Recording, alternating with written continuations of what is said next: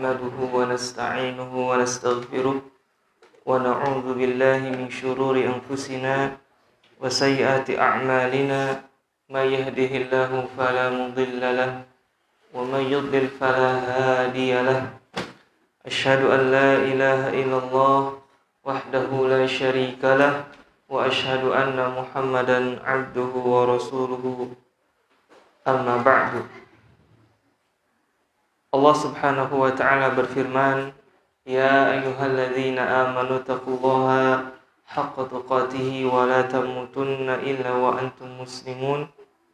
Ya ayyuhan nasu taqu rabbakum alladzi khalaqakum min nafsin wahidah wa khalaqa minha zawjaha wa batha minhuma rijalan katsiran wa nisaa'a wattaqullaha alladzi tasaaluna bihi wal arham innallaha kana 'alaikum raqiba. Ya ayyuhalladzina amanu taqullaha wa qulu qawlan sadida yuslih lakum a'malakum wa yaghfir lakum dhunubakum wa may yuti'illaha wa rasulahu faqad faza fawzan 'azima. Fa inna asdaqal hadithi kitabullah wa khairal hadi hadi Muhammadin sallallahu alaihi wasallam wa syarrul umuri muhdatsatuha wa kullu muhdatsatin bid'ah wa kullu bid'atin dhalalah wa kullu dhalalatin finnar. A'adani Allah wa iyyakum minan nar. Jamaah yang dimuliakan Allah Subhanahu wa taala, tak henti-hentinya kita mengucapkan kalimat alhamdulillahirabbil alamin kepada Allah Subhanahu wa taala atas limpahan rahmat dan juga berbagai macam nikmat kepada kita semua, dan di antara nikmat itu adalah kita bisa duduk di majelis ilmu yang mudah-mudahan Allah Subhanahu wa taala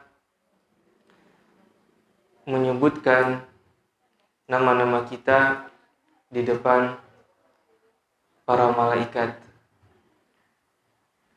Kemudian salawat dan salam kita aturkan kepada baginda Nabi Muhammad sallallahu alaihi wasallam, juga tentunya kepada keluarga beliau, istri-istri beliau, kemudian putra-putri beliau dan juga keturunannya, dan juga tentunya para sahabat ridwanullahi alaihim yang telah Allah pilih mereka untuk menemani Nabi sallallahu alaihi wasallam dalam menyampaikan dakwah Islam sampai Islam menyebar di seluruh dunia dan sampai kepada kita semua. Maka mudah-mudahan Allah Subhanahu wa taala mengumpulkan kita bersama para sahabat ridwanullahi alaihim. Jamaah yang dimuliakan Allah Subhanahu wa taala, kajian kita atau tema kita masih di ayat yang ke-30, karena di pertemuan yang terakhir itu pembahasannya belum selesai. Oleh karena itu kita akan melanjutkan tafsir di ayat yang ke-30. Ayatnya berbunyi, Qul lil mu'minina yaghuddu min absarihim wa yahfazu furujahum dzalika azka lahum innallaha khabirum bima yasnaun. Dan katakanlah kepada laki-laki yang beriman. Jadi konteks ayat 30 ini ditunjukkan untuk laki-laki yang beriman. Apa yang diperintahkan kepada Nabi sallallahu alaihi wasallam juga kepada orang-orang yang beriman adalah yaghuddu min absarihim, yaitu menahan pandangan mereka. Menahan, menjaga dari pandangan yang diharamkan oleh Allah Subhanahu wa taala, wa yahfazu furujahum, dan memelihara kemaluan mereka. Oleh karena itu Imam Sa'di rahimahullah mengatakan, di dalam ayat ini Allah Subhanahu wa taala mendahulukan menjaga pandangan daripada memelihara kemaluan. Karena pandangan ini adalah wasilah atau perantara yang bisa menjerumuskan seorang hamba ke dalam perbuatan yang keji. Perbuatan yang keji karena dari pandangan. Rasulullah SAW bersabda kepada Ali bin Abi Thalib radhiyallahu anhu, maka beliau mengatakan, "Ya Ali, la tutbi'in nadrata nadrah." Wahai Ali, jangan engkau ikuti pandangan pertama dengan pandangan yang kedua. Artinya pandangan ini secara tidak sengaja.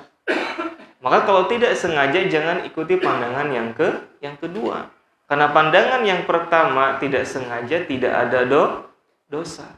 Sedangkan pandangan yang kedua akan dihisab, artinya berdosa, tidak boleh. Karena pandangan kepada hal wanita yang diharamkan untuk kita pandang akan menimbulkan dampak yang tidak baik, dampak yang negatif. Kalau misalkan sudah menikah, laki-laki sudah menikah, tidak sengaja melihat perempuan yang bukan mahramnya, kemudian dampaknya negatif, pikirannya lain sebagainya, hatinya, maka solusinya adalah mendatangi istrinya. Sebagaimana Nabi SAW dalam hadis yang sahih dari Jabir, anna Rasulullah SAW ra'a mura'atan, bahwasanya Nabi SAW secara tidak sengaja melihat seorang perempuan. Fa'ata imra'atahu Zainab, maka kemudian Nabi mendatangi istrinya Zainab. Dan ini adalah dari sisi kemanusiaan, karena Nabi juga manusia, mempunyai keinginan terhadap perempuan. Maka Nabi mengajarkan kepada umatnya ketika hal itu terjadi, segera temui istrinya. Fa'tamra'atahu Zainaba wa hiya tam'asu mani'atan laha faqadha hajatahu. Maka beliau mendatangi Zainab yang ketika itu sedang mengaput ya. Kalau mengaput kain yang sobek dikaput gitu ya, dijahit. Faqadha hajatahu, maka Nabi SAW memenuhi kebutuhannya. Tsumma kharaja ila ashabi, kemudian beliau keluar kepada para sahabat dan mengatakan, innal mar'ata tuqbilu fi surati syaitan wa tudbiru fi surati syaitan. Sesungguhnya wanita itu datang dan pergi bagaikan syaitan. Maka apabila kamu melihat seorang wanita, datangilah istrimu. Karena yang demikian itu dapat menentramkan gejolak hatimu. Dalam hadis yang lain, apa yang engkau pikirkan itu ada di istrimu. Maka ya, para istri harus siap-siap, kan. Suaminya pulang kerja gitu kan, tiba-tiba ya karena memang harus dilayani, karena supaya menghilangkan pikiran yang buruk. Kemudian maksud hadis ini apa? Kok perempuan disamakan dengan syaitan? Sesungguhnya wanita itu datang dan pergi bagaikan setan. Maksudnya adalah ketika wanita itu bertabarruj, tidak memakai hijab, memamerkan auratnya, maka seolah-olah dia menyeru kepada kemungkaran, mengajak orang untuk melakukan kemungkaran seperti setan. Karena setan juga tentu mereka menyeru, mengajak kepada kemungkaran. Nah, adapun yang laki-laki yang belum menikah, ya maka perbanyak berpuasa istighfar. Karena kan kemana gitu kan. Maka pentingnya untuk menjaga pandangan. Tapi jamaah yang dimuliakan Allah Subhanahu wa taala, terakhir itu adalah di hadis yang menerangkan tentang hukum duduk-duduk di pinggir jalan ya. Bahwasannya pada zaman dahulu sahabat-sahabat Ansor, kebiasaan mereka di masa jahiliyah adalah duduk-duduk di samping jalan. Maka Nabi Shallallahu Alaihi Wasallam mengabarkan kepada mereka bahwa perbuatan tersebut sejatinya tidak boleh. Namun mereka mengatakan, ya Rasulullah, ini adalah suatu hal yang tidak dapat kami tinggalkan. Maka Nabi memberikan rambu-rambu bagi yang ingin duduk di pinggir jalan. Kalau syarat ini terpenuhi, maka silahkan. Syaratnya apa? Menjaga pandangan, wakaful adha, tidak mengganggu orang yang lewat, waraddus salam, menjawab salam, wal amru bil ma'ruf, wan nahyu anil munkar. Tapi tentunya di zaman kita berbeda dengan zaman dahulu. Kalau di zaman kita yang duduk-duduk di samping jalan itu biasanya mereka-mereka yang kurang baik dalam tanda kutip akhlaknya, ibadahnya. Maka kita tidak pantas untuk duduk-duduk bersama mereka. Kemudian jamaah dimuliakan Allah Subhanahu wa taala, Imam Ibnu Katsir melanjutkan menukilkan beberapa hadis yang berkaitan tentang ayat yang ke-30. Hadis yang selanjutnya adalah hadis dari Sahal bin Sa'di, bahwasannya Nabi sallallahu alaihi wasallam bersabda, "Man yakfulu li ma baina lahyaihi wa ma baina rijlaihi akfulu lahul jannah." Kata beliau sallallahu alaihi wasallam, barang siapa yang menjamin bagiku, artinya dia menjaga di antara kumis dan janggutnya, yaitu lisan.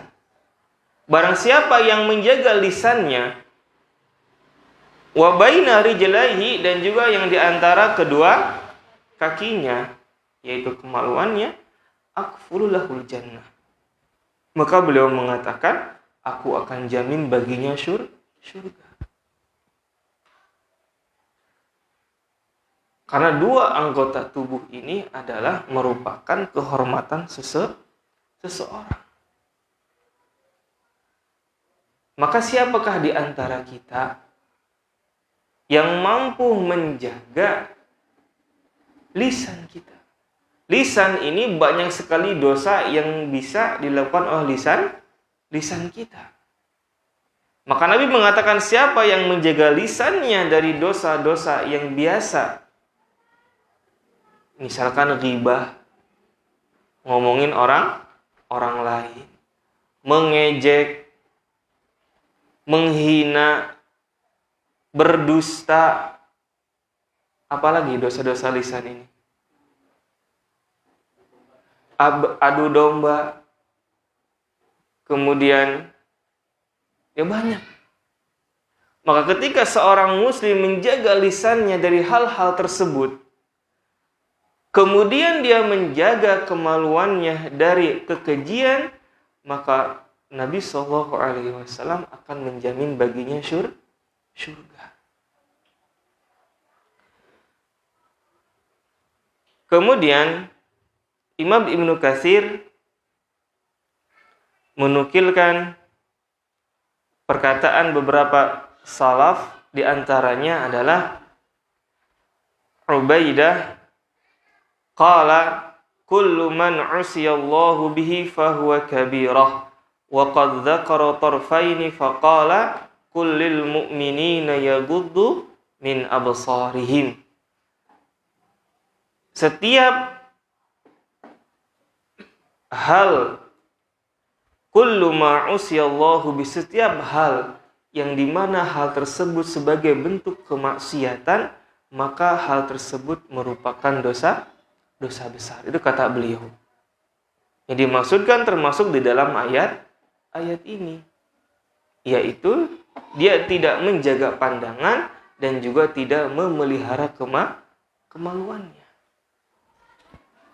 Walamma kana an-nadharu da'iyatan ila fasadil qalbi kama qala ba'dus salaf, dikarenakan pandangan ini adalah hal yang menyebabkan rusaknya hati. Sebagaimana salaf mengatakan an-nadharu sihamun summun ilal qalbi. Pandangan itu merupakan panah yang beracun bagi hati kita. Oleh karena itu Allah Subhanahu wa taala memerintahkan kita untuk menjaga kemaluan sebagaimana memerintahkan kita untuk menjaga pandangan. Wa hifdzul farji taratan yakunu biman'ihi minaz zina kama qala, dan Allah Subhanahu wa taala menerangkan bahwasannya menjaga kemaluan itu adalah menjaga dari perbuatan zina. Sebagaimana Allah berfirman, walladzina hum li furujihim hafizun illa ala azwajihim aw ma malakat aymanuhum fa innahum ghairu malumin.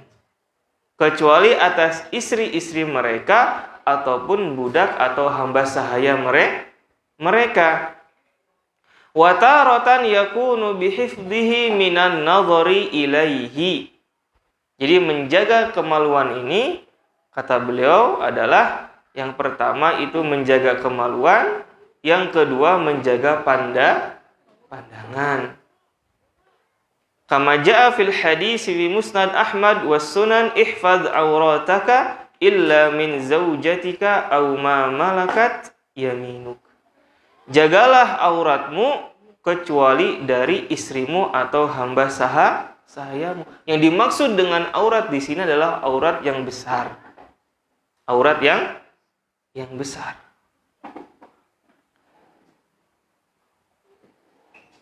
Kemudian jamaah yang dimuliakan Allah Subhanahu wa taala, di sini Imam Ibnu Katsir menutup pembahasan ayat yang ke-30 ini dengan beberapa hadis yang menunjukkan keutamaan menjaga pandangan. Di antaranya adalah dari Abi Umamah radhiyallahu anhu anin Nabi sallallahu alaihi wasallam, "Ma min muslimin yanzuru ila mahasin imra'atin awwala marrah thumma yaghuddu basarahu illa akhlafallahu lahu ibadatan yajidu halawataha." Tidaklah seorang muslim melihat kepada perempuan-perempuan yang bukan mahramnya awwala marrah, dalam pandangan pertama, thumma yaghuddu basarahu, kemudian dia menundukkan pandangannya,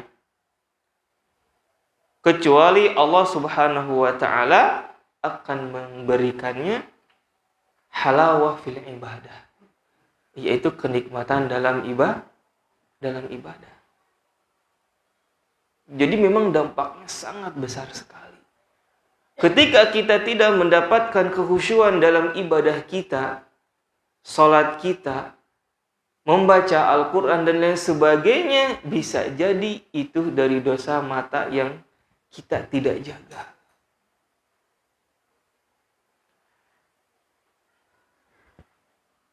Kemudian hadis yang lain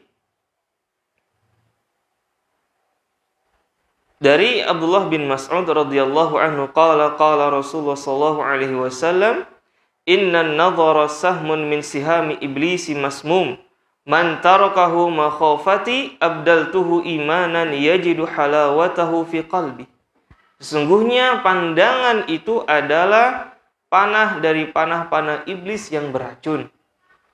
Maka barang siapa yang meninggalkannya karena takut kepadaku, maka aku akan gantikan dia dengan keimanan yang mana dia akan mendapati kenikmatannya di dalam hatinya.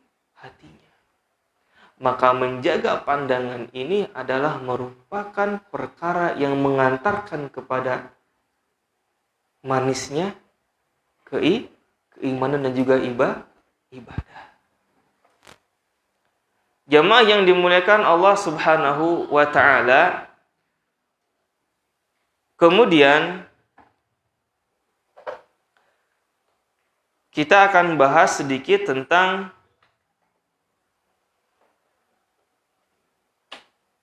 hal-hal yang diperbolehkan memandang lawan jenis kita. Karena banyak hal yang tidak mungkin kita tidak memandang lawan jenis kita. Maka ada dua syarat sebetulnya. Sebagaimana yang dikatakan oleh Imam An-Nawawi rahimahullah ta'ala ketika menjelaskan hadis yang tadi di awal. Dalam Syarih Sahih Muslim beliau mengatakan, "Idza kanat hajatan syar'iyyatan fayajuzun nazar." Ketika ada kebutuhan yang bersifat syar'i, urgen, maka diperbolehkan. Itu pun dengan ada syaratnya. Yang pertama, aman dari fitnah. Kemudian yang kedua, tidak menimbulkan syahwat. Tidak menimbulkan syahwat. Contohnya dalam hal apa? Kemudian beliau menjelaskan, kama fi halatil bai'. Seperti dalam akad jual beli. Al-bai' wasyira', jual beli. Maka diperbolehkan, tetapi sekedarnya.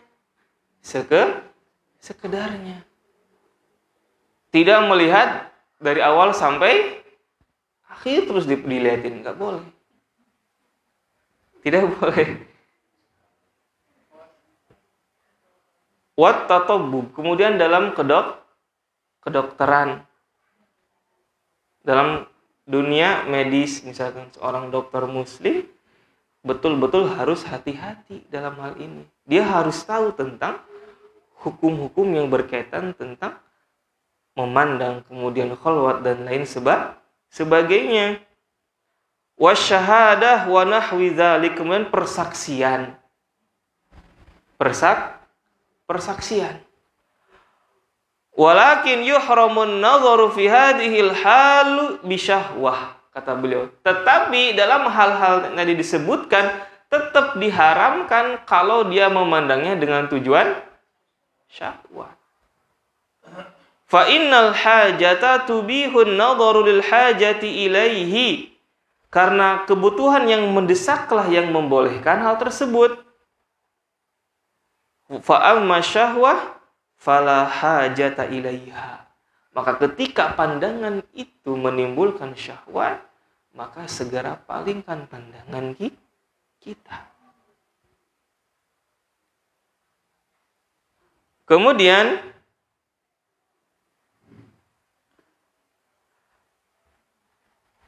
amal mar'ah ghairul muhajjabah fal wajib ada iman at-taba'ud anin nadhari ilaiha illa li darurah wa la yatawassa'u fiha kama huwa fi sya'nil mar'ah muhajjabah.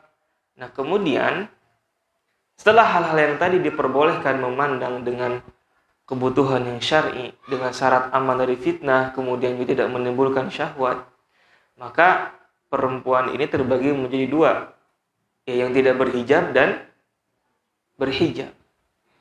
Maka kalau perempuan tersebut tidak berhijab, tentu dia akan memperlihatkan auratnya.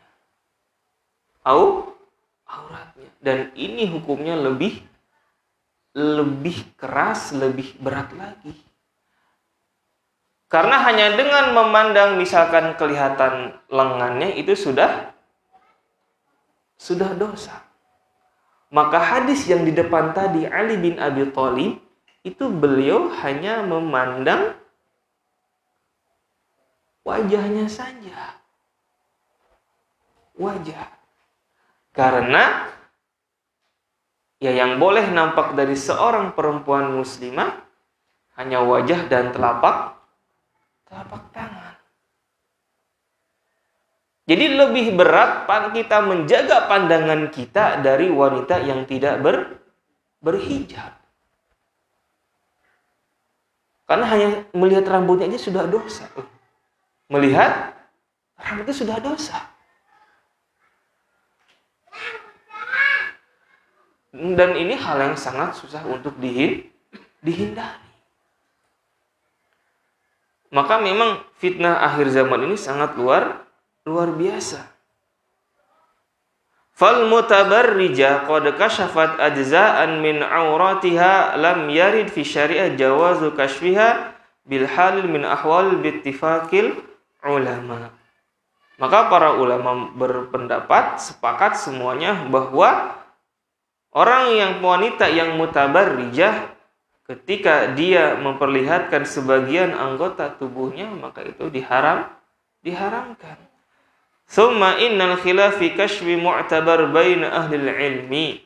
Kemudian untuk yang berhijab maka ahlul ilmi mengatakan sama juga, artinya ketika melihat wanita yang berhijab kemudian tetapi tidak memakai niqab sama juga dipalingkan pandangan kita.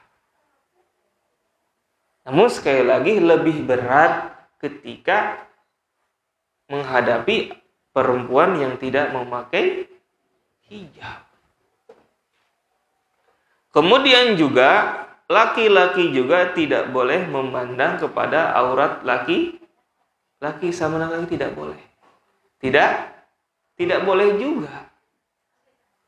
Jadi jangan pahami ayat ini hanya melarang kita untuk melihat lawan jenis. Sama juga laki-laki juga tidak boleh kita melihat kepada auratnya. Aurat lelaki batasnya dari mana? Pusar ya kan? Antara pusar dan lutut. Boleh nggak kita memperlihatkan ini? Lengan kita otot? Ya boleh saja. Karena bukan aurat, tetapi mengurangi muruah kita sebagai muslim. Maka di sini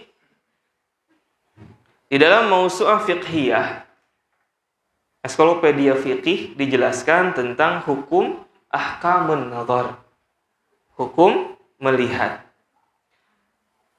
Yang pertama adalah nazarur rajuli ilal mar'ah, yaitu seorang laki-laki melihat perempuan. Maka ini ada beberapa kondisi. Yang pertama, para ulama sepakat tidak boleh seorang laki-laki melihat kepada perempuan yang masih syabah. Apa syabah? Syabah itu belum menikah, masih gadis, masih gadis. Ittafaqal fuqaha ala annahu yuhramun nadharur rajuli ila auratil mar'ah ajnabiyyah syabah. Ini tidak boleh. Artinya lebih berat tuh. Karena dampaknya juga akan berat, berbeda ya kan? Kemudian yang kedua, la khilafa bainal fuqaha annahu yuhramun nadharu bi ghairi udin ilal ajuzi bi qasdil ladzah. Yang kedua, wanita yang sudah tua tidak boleh memandang mereka dengan tujuan syahwat. Sama, tidak boleh. Berarti yang sudah kita tadi sampaikan, kalau aman dari fitnah dan juga syahwat, tetapi itu juga pandangannya sebatas hanya sekali gitu aja, supaya memastikan bahwa ini orangnya yang membeli barang dagangan kita. Ini. Kemudian Yang ketiga juga sama. Jemaah yang dimuliakan Allah Subhanahu wa taala, tidak boleh juga memandang anak-anak kecil perempuan kalau menimbulkan syahwat. Jadi hati-hati. Misalkan tetangga kita gitu ya. Tapi justru menemukan, ya jangan. Jangan malah dipangku dan lain sebagainya. Dan Islam ini memang masalah kehormatan sangat ketat. Sangat ketat. Ittafaqal fuqaha ala anna an-nadhra ila saghira bi syahwatin haramun mahma kana umruha mahma kana al-'udul manzuru ilaihi minha. Ya, meskipun umurnya seberapa tahun kecilnya tetap tidak boleh, dan bagian apapun yang dia lihat yang menimbulkan syahwat tetap tidak boleh.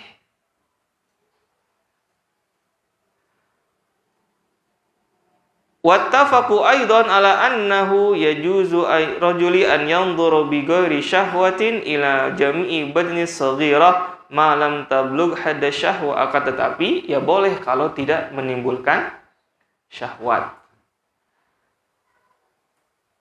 Kemudian yang keempat yang berkaitan dengan perempuan adalah laki-laki juga tidak boleh memandang mahramnya dengan syahwat. Hati-hati.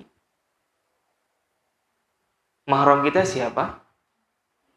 Selain istri kan bukan ibu, adik, kakak, bibi, ya, keponakan. Itu kalau pandangan menimbulkan syahwat tidak boleh. Meskipun mahram kita boleh menampakkan sebagian auratnya, yaitu yang biasa nampak ketika di rumah, hanya sebatas ya leher ke atas lah, rambut, kemudian betis. Kalau di atas itu ya tidak boleh, karena khawatir menimbulkan fitnah. Maka keempat hal ini yang berkaitan dengan perempuan, ketika tidak menjaganya yang terjadi adalah kerusakan. Betapa banyak kejadian, maaf, sesama mahram, ada orang tua yang tidak berbuat keji kepada anak kecil. Banyak kan? Karena itu bermula dari tidak memandang, tidak menjaga pandangan mereka. Betapa banyak kejahatan-kejahatan pada zaman ini yang disebabkan karena tidak menjaga pandangan kita. Kemudian yang kedua yaitu batas melihat laki-laki kepada laki-laki. Ittafaqal fuqaha ala annahu yahrumu nadhru rajuli ila rajuli bi syahwatin aw bi qasdi taladzud. Nah, para ulama sepakat tidak boleh melihat kepada laki-laki dengan tujuan syahwat. Bukankah kaumnya Nabi Lut disebabkan pandangan pertamanya? Pandangan melihat laki-laki putih, bersih, maksudnya tidak ada rambut yang tumbuh di wajahnya. Akhirnya iblis berhasil menggoda mereka, akhirnya terjadi perbuatan kekejian. Oh, berarti kalau ya hati-hati. Kalau Anda melihat saudara Anda dengan syahwat ya tidak boleh. Tidak boleh, hati-hati. Kemudian dari hadis dari Abi Sa'id Al-Khudri radhiyallahu anhu anna Rasulullah sallallahu alaihi wasallam la yanzuru rajulu ila auratir rajul. Tidak boleh laki-laki melihat aurat laki walal mar'atu ila auratil mar'ah, dan juga perempuan tidak boleh melihat aurat perempuan. Artinya aurat yang besar, yang besar. Wala yufdir rajulu ila rajuli fi saubin wahid wala tufdil mar'atu ilal mar'ati fi saubil wahid, dan tidak boleh seorang laki-laki dengan laki-laki lain dalam satu pakaian. Maksudnya kalau kita sarung gitu. Tidak boleh. Selimut, nah itu satu selimut tidak boleh. Sama juga perempuan dengan perempuan, hati-hati. Karena untuk menghindari perbuatan keji. Betapa banyak orang yang yang sama perempuan, yang disebabkan tidak menjaga rambu-rambu yang sudah Islam ajarkan terkait pergaulan. Satu selimutnya tidak boleh. Tidak boleh. Meskipun sesama laki-laki, misalkan pergi ke suatu tempat, camping dan lain sebagainya, katirisan gitu ya, tidak boleh. Tidak boleh, maka ini perlu perhatian. Kemudian, yang berkaitan dengan laki-laki yang kedua adalah nadharur rajuli ila wajhil amrad. Hukumnya haram. Apa itu amrod, bapak-bapak? Yaitu laki-laki yang tidak tumbuh kumis, jenggot, atau bulu di wajah atau di badannya, tangannya, dan kakinya, kan? Ada nggak? Ada. Maka para ulama itu tidak boleh. Padahal dia laki-laki. Khawatir apa? Yaitu menimbulkan perbuatan yang keji. Perbuatan yang keji.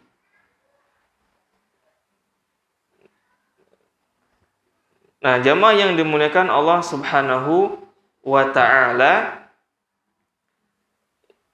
demikian para ulama telah menjelaskan tentang pandangan. Dalam pandangan. Kemudian Imam Ibnu Katsir rahimahullahu ta'ala melanjutkan firman-Nya, innallaha khabirum bima yasnaun. Kama qala ta'ala, ya'lamu kha'inatal a'yuni wa ma tukhfis sudur. Sesungguhnya Allah Subhanahu wa ta'ala Maha mengetahui apa yang mereka perbuat kerjakan. Sebagaimana firman Allah Subhanahu wa ta'ala, ya'lamu kha'inatal a'yun, Allah mengetahui mata-mata yang berkhianat, wa ma tukhfis sudur, dan apa yang disembunyikan di dalam dada-dada mereka. Artinya apapun yang kita lakukan atau sesuatu yang kita niatkan, Allah Maha mengetahui. Jadi ketika Allah mengingatkan untuk menjaga pandangan dan memelihara kemaluan, Allah tegaskan Allah Maha mengetahui. Jangan sampai kita lepas dari pengawasan Allah Subhanahu wa ta'ala. Nah motor iya misalkan, kan tidak sengaja gitu ya. Tapi kalau tidak sengajanya setiap kali itu ya butuh namanya bukan tidak sengaja tapi sengaja. Allah Maha mengetahui. Allah Maha mengetahui. Kemudian wa fi sahih an Abi Hurairah radhiyallahu anhu qala Rasulullah sallallahu alaihi wasallam, Nabi sallallahu alaihi wasallam bersabda, kutiba ala bani Adam hadzahu minaz zina adraka dzalika la mahala. Allah Subhanahu wa ta'ala telah menuliskan bagian untuk Bani Adam, bagian dari zina. Adraka dzalika la mahala. Ia pasti melakukannya tanpa bisa dihindari. Nah, bagaimana kok ayat melarang memerintahkan kita untuk menjaga pandangan? Tapi dalam hadis yang sahih ini Allah telah tuliskan bahwasannya Bani Adam, laki-laki perempuan, Allah akan tuliskan bagiannya dari zina. Yang dimaksud dengan zina di sini bukan zina perbuatan yang keji, bukan hakiki, tapi majazi, kiasan. Seperti apa? Fazinal ainaini an-nazar. Zina kedua mata kita memandang. Coba siapa dari kita yang dalam 24 jam lah, ketika kita keluar dari aktivitas sampai kembali, siapa yang kita tidak melihat hal yang diharamkan? Susah. Bahkan kita pergi ke masjid pun ada. Maka dalam hadis ini adrokala mahalah. Zina mata. Wa zina lisan an-nutq. Dan zina lisan adalah berbicara. Ya tadi ngejek, menghina, ghibah, fitnah, mengadu domba. Secara majaz kiasan ini termasuk dengan zina. Wa zinal udhunaini alistima, dan zina kedua telinga kita adalah mendengar apa? Mendengar gosip, mendengar perbicaraan. Wa zinal yadaini albasu, dan zina kedua tangan adalah memukul atau mengambil hak orang lain. Jadi ketika kita memukul teman kita tanpa sebab juga termasuk zina dalam bahasa kiasannya. Wa zina rijlaini al-khuta, dan zina kedua kaki adalah melangkah ke tempat maksiat. Wan nafsu tamanna wa tashtahi, jiwa kita ketika berharap, berhasrat, berimajinasi, itu termasuk juga dengan zina. Artinya berimajinasi yang negatif, yang kotor, pikiran yang kotor. Wal farju yusaddiqu dzalika au yukadzibuhu, dan kemaluanlah yang membenarkan atau mendustakannya. Jadi zina yang kiasan ini bagaimana cara menyelesaikan atau menghindarinya? Ya dengan beristighfar dan bertaubat.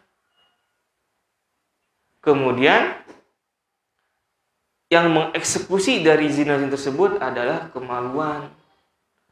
Rawahul Bukhari ta'liqan wa Muslim musnadan min wajhin akhar binahwi ma taqaddam. Jamaah yang dimuliakan Allah Subhanahu wa taala, terakhir adalah kita akan sampaikan fawaidul ghadil basar, faidah-faidah dari menjaga pandangan. Yang pertama adalah annahu ta'atun lillahi wa li rasulih, merupakan bentuk ketaatan kita kepada Allah dan Rasulnya. Kemudian yang kedua, yurisul hikmata wan nura fil qalbi wal basirah, dengan menjaga pandangan akan memberikan ke dalam jiwa kita hati cahaya yang bersih. Maka firasat seorang mukmin itu senantiasa benar ketika dia menjaga pandangan. Jadi kalau kita ingin mengasah firasat kita, jiwa kita, maka jagalah pandangan. Kemudian yang ketiga adalah min a'dhamis subul li hifdzil farji. Menjaga pandangan merupakan sebab yang besar untuk menjaga kemaluan. Untuk menjaga kemaluan. Taib jamaah yang dimuliakan Allah Subhanahu wa taala, demikian yang dapat disampaikan pada malam hari ini tentang tafsir ayat yang ke-30. Pentingnya kita untuk menjaga pandangan kita dari hal-hal yang sudah kita sebutkan, hal-hal yang diharamkan oleh Allah Subhanahu wa taala. Karena hal itu merupakan adalah untuk menjaga keimanan dan juga kehormatan kita sebagai seorang muslim. Nah, mudah-mudahan kita bisa menjaga pandangan kita, terlebih-lebih di zaman kita pandangan ini bisa online ataupun offline. Offline aja susah sekali, apalagi dengan online yang kita hanya sendiri dengan gadget kita. Tentunya kita berdoa kepada Allah Subhanahu wa taala dan kita berusaha untuk menundukkan jiwa kita dari pandangan-pandangan yang diharamkan oleh Allah Subhanahu wa taala. Demikian yang dapat kami sampaikan. Mudah-mudahan ada manfaatnya untuk kita semua. Subhanakallahumma wa bihamdika asyhadu an la ilaha illa anta astaghfiruka wa atubu ilaik. Wa akhiru da'wana alhamdulillahirabbil alamin. Wassalamualaikum warahmatullahi wabarakatuh.